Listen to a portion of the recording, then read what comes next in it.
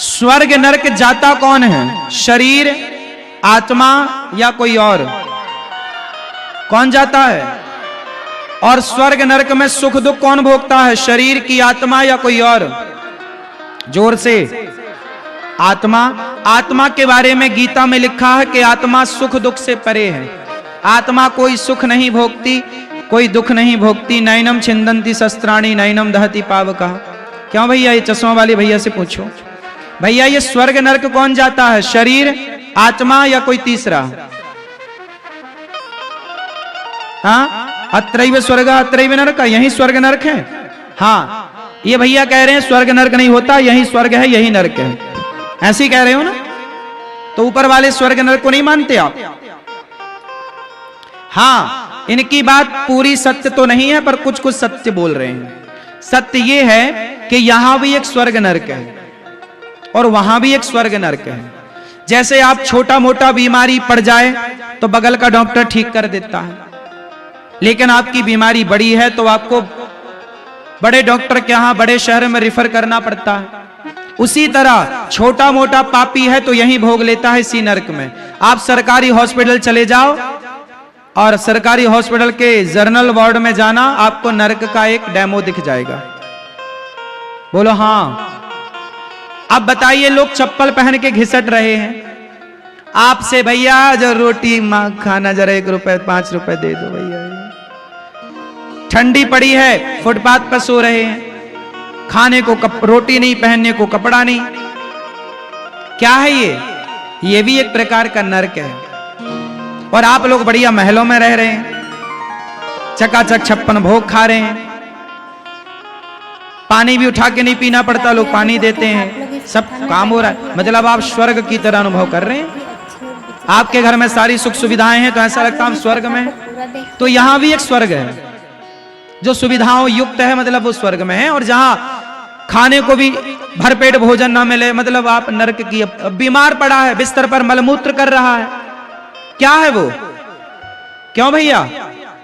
सालों से कोई आदमी बिस्तर पर मलमूत्र कर रहा है, क्या है वो? वो नरक है, वो नरक का डेमो है। लेकिन संतोष केवल ये मत कर लेना कि यही है, इसके आगे भी है। अब सुनो उत्तर। ये बताओ आपके शरीर कितने हैं?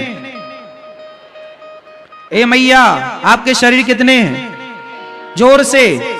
भैया शरीर कितने हैं आपके? जोर से। मैया शरीर कितने हैं आपके? पीछे वाले भैया शरीर कितने हैं आपके?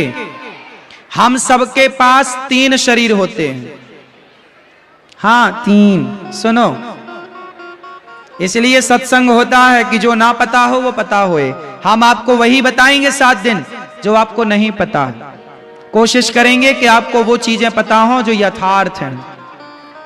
सुनो, हमारे शरीर कितने हैं? जोर से। पहले शरीर का नाम है स्थूल, ये बैठा है। कौन सा शरीर है?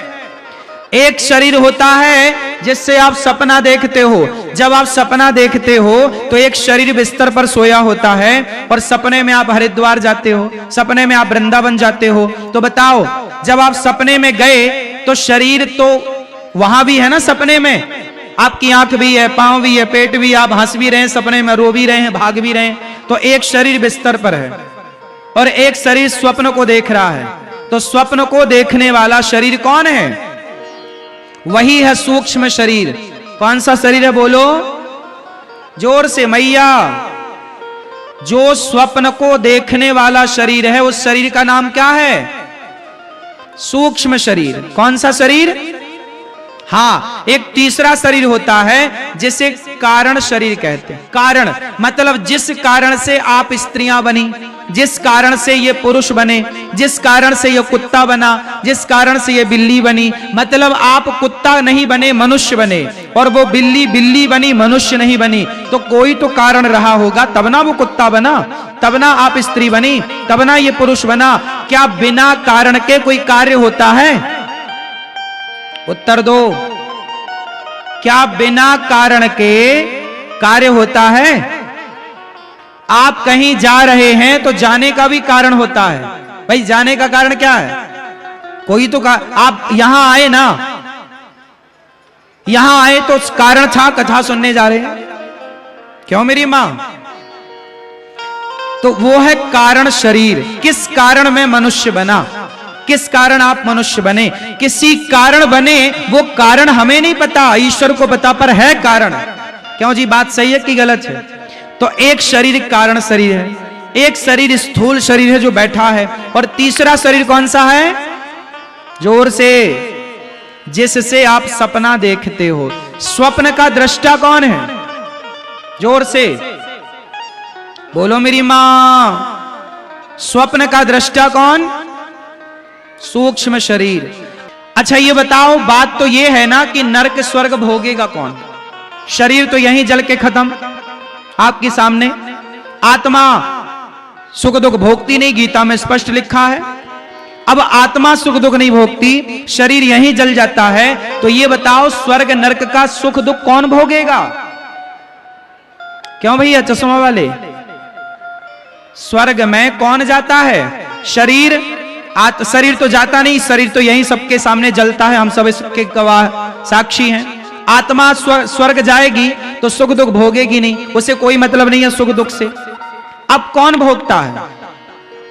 हाँ हाँ, कौन कौन पड़ोसन? हाँ? कौन भोगता मेरी मां? कौन? कर्म। अरे कर्म तो कर्म है, उसमें जान थोड़ी है। क्यों? कर्म तो जड़ है ना। कर्म क्या है? जड़ है। कर्म चेतन थोड़ी है।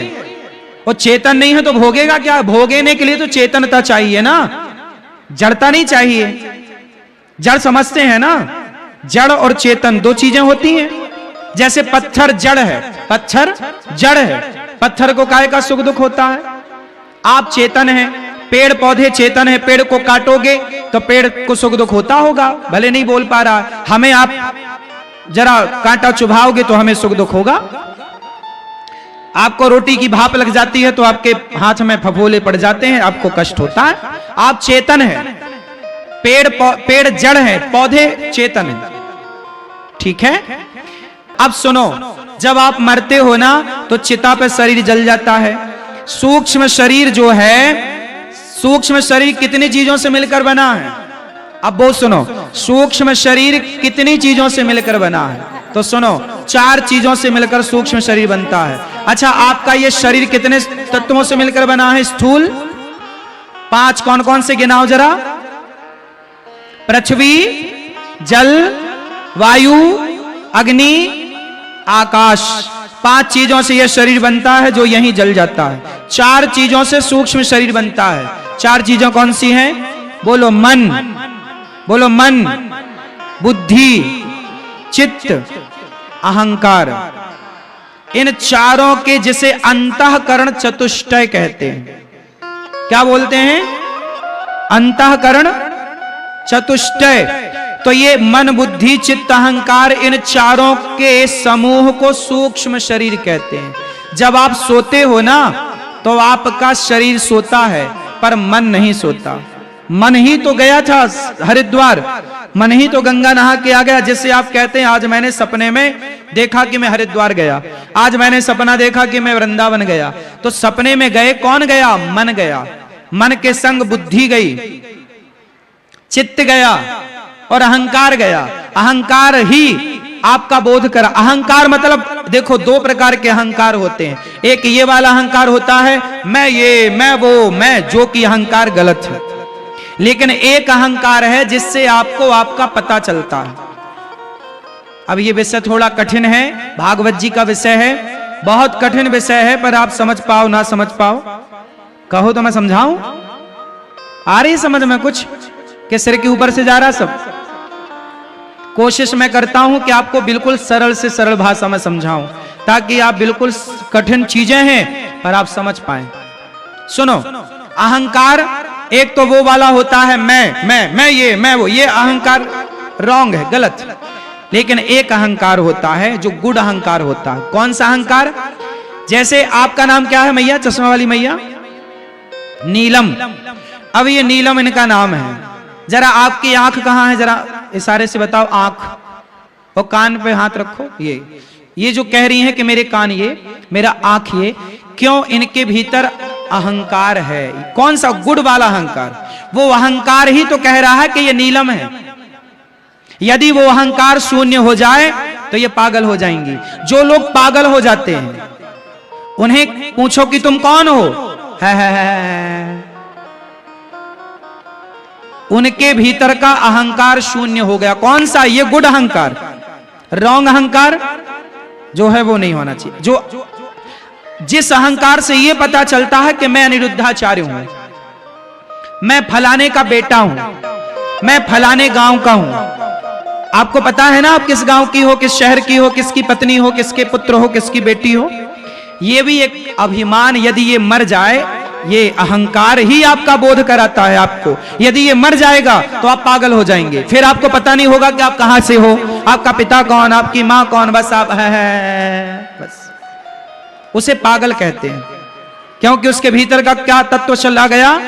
अहंकार। चार होते हैं ना, मन, बुद्धि, चित्त, अहंकार। ये अहंकार ही आपको आपका परिचय देता है। ये इसका होना जरूरी है। जैसे बात, पित्त, कफ होती हैं, तीन नाड़ियां होती हैं। क्या होती हैं? बात, पित्त और कफ। तीनों को संतुलित बनाए रखने से शरीर चलता है। एक की भी गति ज्यादा हो गई, जरूरत से ज्यादा, तो आप तुरंत मर जाओगे। हाँ या ना? उसी तरह यह सिस्टम बनाया विधाता ने पूरा पूरा। अब सुनो, जब आप मरते हो तो चिता पे शरीर जलता है। आत्मा क्या करती है? इस शरीर से निकलती है और उस सूक्ष्म शरीर में प्रवेश कर जाती है। और यमदूत जिसे पकड़ कर ले जाते हैं, वो यमदूत जिसे पकड़ कर ले जाते हैं वो होते हैं सूक्ष्म शरीर। कौन सा शरीर? सूक्ष्म शरीर ही जाता है स्वर्ग, सूक्ष्म शरीर ही जाता है नरक, और सूक्ष्म शरीर ही पाप और पुण्य का फल भोगता है। पितामह को बाणों की सैया पर लेटना पड़ा। यह भीष्म पितामह के पापों का दंड था। भीष्म पितामह ने पिछले किसी जन्म में एक सांप को कांटों के ढेर में फेंक दिया था मैया। सांप को कांटों के ढेर में फेंका, सांप को कांटे चुभ गए और चुभ चुभ करके सांप बेचारा तड़प तड़प के मर गया। सांप को बड़ा कष्ट दिया भीष्म पितामह ने। तो भीष्म पितामह ने जब सांप को कांटों के ढेर में फेंका तो भीष्म पितामह को भी बाणों की सैया पर लेट करके उनका पाप का दंड उन्हें भोगना पड़ा। पाप का दंड तो भोगना पड़ेगा, अवश्यमेव भोक्तव्यम। और जो आपने पुण्य किया है वो भी मिलेगा। पर सवाल खड़ा हुआ कि हमें भोगना पड़ेगा तो फिर भगवान की भक्ति क्यों करें? हाँ सुनो, जैसे चक्की में दाना तो पिसता है पर कील के पास चला जाए तो नहीं पिसता, उसी तरह आपको भोगना पड़ेगा। पर आपने यदि आत्मसमर्पण कर दिया भगवान के चरणों में तो भगवान कहते हैं कि सन्मुख हो ही जीव मोहि जबहि, जन्म कोटि अघ ना सहि तबहि। आप कितने भी बड़े पापी हो, यदि भगवान से क्षमा मांग लेते हो और आत्मसमर्पण कर देते हो भगवान के चरणों में तो भगवान क्षमा कर देते हैं, चाहे वो कितना भी बड़ा पापी क्यों ना हो। इसलिए भगवान की शरण में रहने से हमारे समस्त पाप समाप्त हो जाते हैं। महाराज जी ने इस कथा में क्या भोगता है मेरी माँ? पाप और पुण्य का जोर से फल। आप जैसा कर्म करते हो वैसा फल भोगना पड़ता है। आपने अच्छा किया तो यमराज जी आपको स्वर्ग भेज देंगे, बुरा किया आपको 84 लाख योनियों में भेज देंगे और नरक में तपाएंगे, वहां जो पाप किया होगा उसका दंड। जैसे कपड़ा धोबी घाट में जाके पिटता है धोबी से, वैसे ही आपको धोबी घाट जाएगा नरक में और वहां आपकी खूब पिटाई होगी। जैसे कर्म किए हो वैसा। 28 नरक होते हैं, रौरव, महारौरव, अंध्र, तामिश्र, कालसूत्र, असिपत्रवन, ऐसे कुंभी पाक, ऐसे 28 प्रकार के नरक होते हैं।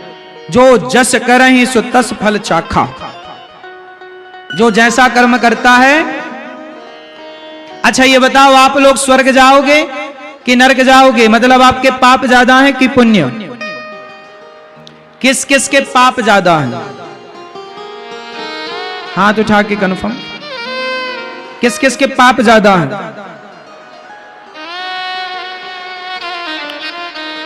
पाप ज्यादा है भैया? आपके पाप ज्यादा है पुण्य है? आप लोग भागवत सुन रहे हैं, आपके पुण्य ही ज्यादा है, ये समझो। पाप भी होंगे, लेकिन देखो पाप यदि आपने किए हैं तो अवश्यमेव भोक्तव्यम, गीता में लिखा है। जो पाप हमने किए हैं साहब भोगना तो पड़ेगा। हंस के भोगो या रो के।